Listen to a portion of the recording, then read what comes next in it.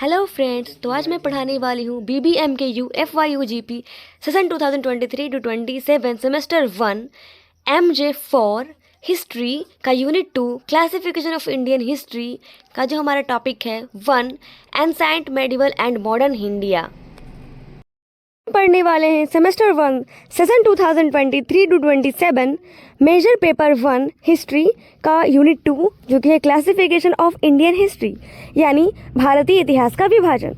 इसमें हमें पढ़ना है कि भारतीय इतिहास को कितने चरणों में विभाजित किया गया है यानी कितने भागों में बांटा गया है। तो चलिए आइए देखते हैं जल्दी जल्दी।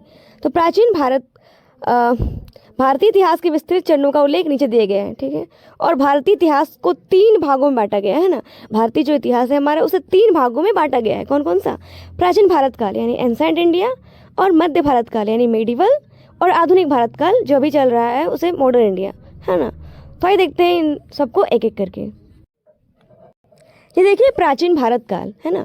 तो प्राचीन भारत काल कब से कब तक था? देखिए प्रागैतिहासिक से 700 ईस्वी तक का जो काल था उसे प्राचीन भारत काल कहा जाता है ना।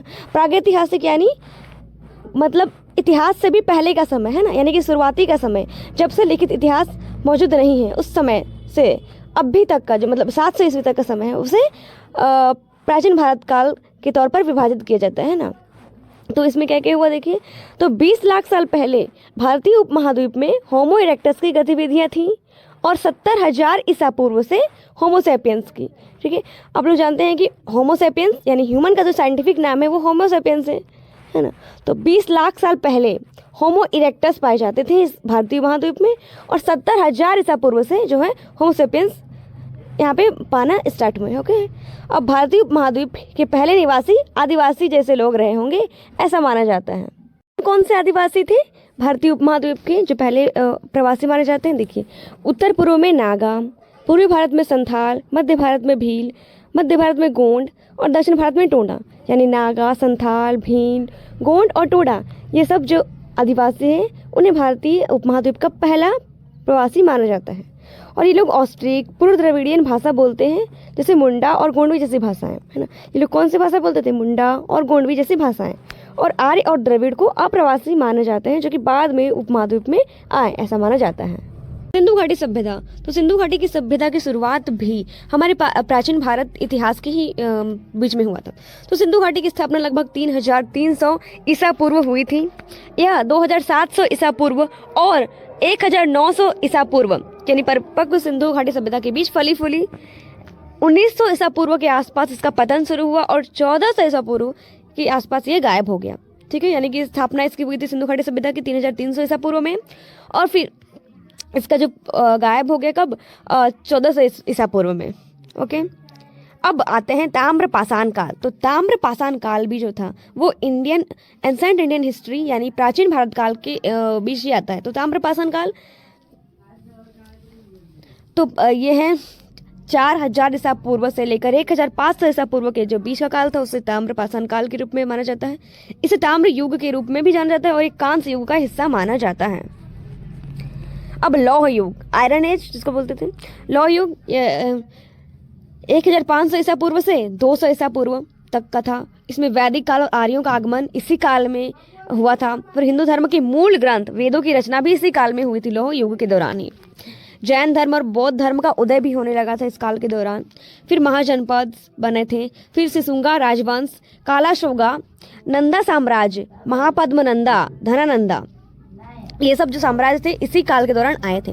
फिर फारसी यूनानी लोगों का आगमन भी इसी काल के दौरान हुआ था, और सिकंदर भी 327 ईसा पूर्व में ही यहाँ पे भारत आया था। तो आइए अब देखते हैं कि हमारे प्राचीन भारत इतिहास के दौरान कौन कौन से साम्राज्य थे और उनका शासनकाल कब कब था। तो देखिए मौर्यन साम्राज्य, तो ये 321 से लेकर इस 185 ईसा पूर्व तक के बीच का इनका शासनकाल था।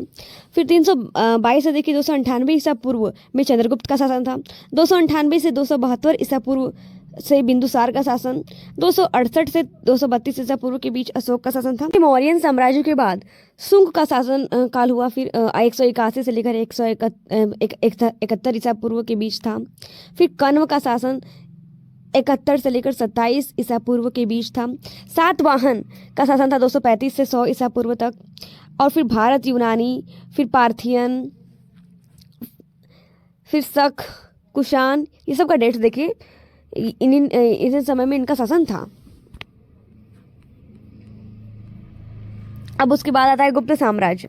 तो गुप्त साम्राज्य था 300 एडी से लेकर 800 एडी के बीच में, यानी 300 एडी से लेकर 800 एडी के बीच में था। एक प्राचीन भारतीय साम्राज्य था गुप्त साम्राज्य। गुप्त साम्राज्य के समुद्र गुप्त को भारतीय नेपोलियन और उत्तर गुप्त या समकालीन गुप्त के रूप में जाना जाता है। यानी गुप्त साम्राज्य के एक राजा थे समुद्रगुप्त, उनको भारतीय नेपोलियन के नाम से जाना जाता है। फिर इंडियन गुप्त साम्राज्य के दौरान क्या क्या घटना घटित देखिए। शाही गुप्तों का बिगड़ना, मगध और उसकी राजधानी पाटलिपुत्र, मगध का राजधानी पाटलिपुत्र थी, तो यहाँ पे इनका शासन था। और गुप्तों के पतन के बाद शक्ति के 5 प्रमुख केंद्र उत्तर भारत में डूब गए। ठीक है, कौन कौन से? हर्षवर्धन, वाकाटक, पल्लव, ये सब जो 5 केंद्र थे, चालुक्य, ये सब जो है डूब गए उत्तर भारत में, यानी इनका पतन हो गया। इनके अलावा हून, मैत्रक, राजपूत, सेन और चौहान जो शासन था वो बाद में सफल हुए। यानी इन सब शासनकाल के बाद ये इन राजाओं का शासनकाल हुआ, अलावा हून, मैत्रक, राजपूत, सेन और चौहान के राजाओं का। अब हमारा प्राचीन भारत काल के बाद आता है जो हमारा हिस्ट्री का विभाजन हुआ था प्राचीन भारत काल, उसके बाद आता है मध्यकालीन भारत, जो कि था 700 ईसा पूर्व से लेकर 1857 ईस्वी तक का जो काल है वो मध्यकालीन भारत के नाम से जाना जाता है। तो इनमें क्या क्या घटना घटी थी महत्वपूर्ण, आइए देखते हैं। तो इसमें त्रिपक्षीय संघर्ष, मध्य गंगा घाटी का वर्चस्व और नियंत्रण के लिए एक झड़प हुई थी। इस दौरान त्रिपक्षीय संघर्ष 800 ईस्वी से लेकर 1200 ईस्वी के बीच थी। फिर प्रतिहार, पाल और राष्ट्रकूट भी इसी दौरान हो गया था। फिर 712 ईस्वी में मोहम्मद बिन कासिम का आक्रमण हुआ भारत पर, और फिर सूफीवाद का विकास भी हुआ। इसके बाद मोहम्मद गजनी 1000 से 27 ईस्वी तक यहाँ पर शासनकाल उसका था। फिर मोहम्मद गौरी 1177 ईस्वी से 1206 तक हमारे भारत में आए थे। और मध्यकालीन भारत के दौरान प्रमुख दक्षिण भारतीय साम्राज्य विजयनगर और भामिनी हैं। अब दिल्ली सल्तनत। तो दिल्ली सल्तनत का कब से कब तक साम्राज्य था देखिए, 1206 ईस्वी से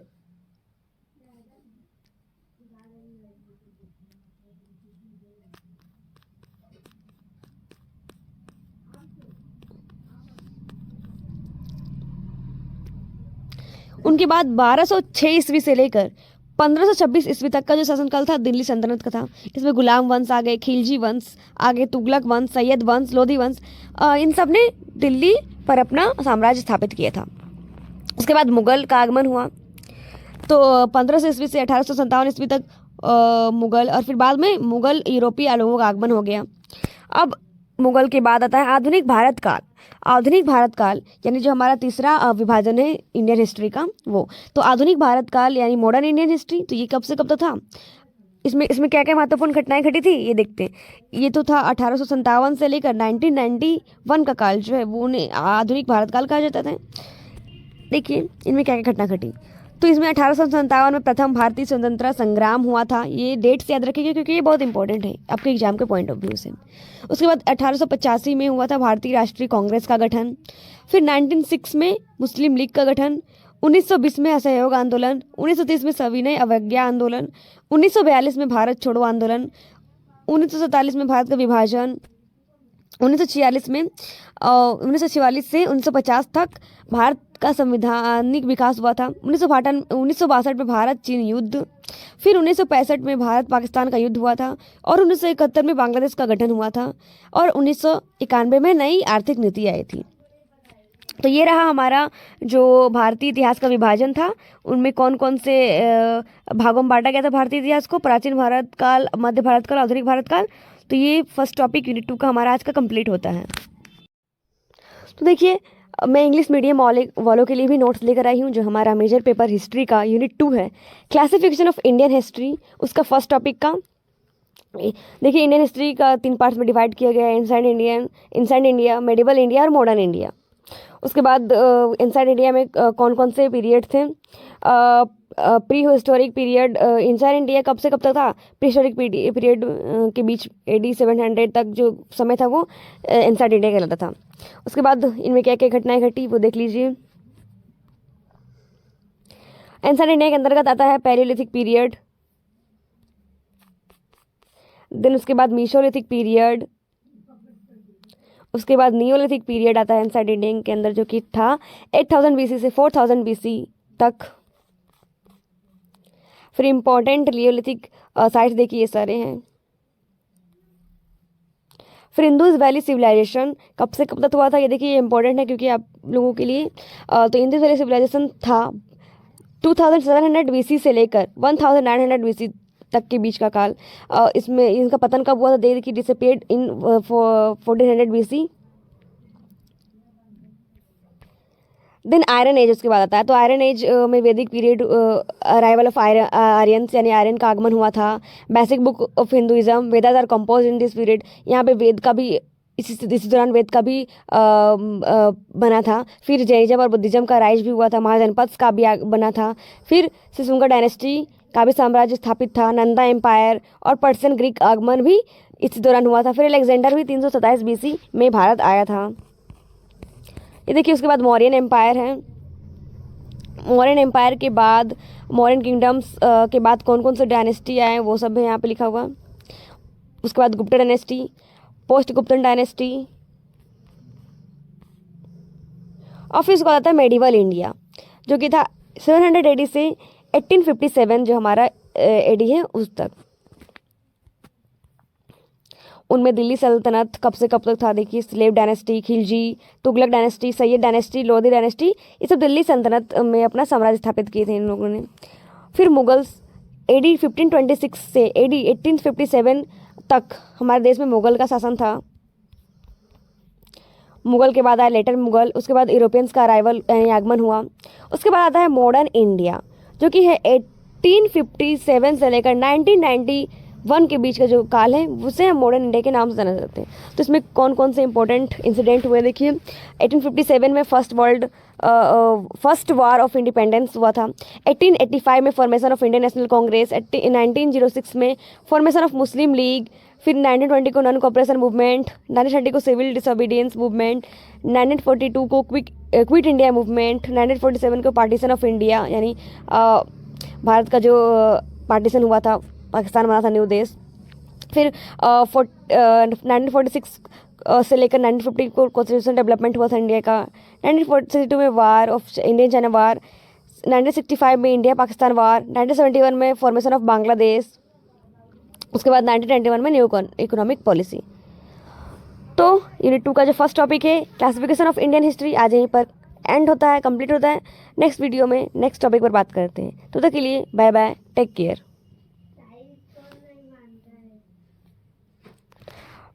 अगर आपको ये वीडियो पसंद आई हो तो please like, share and subscribe कर लें।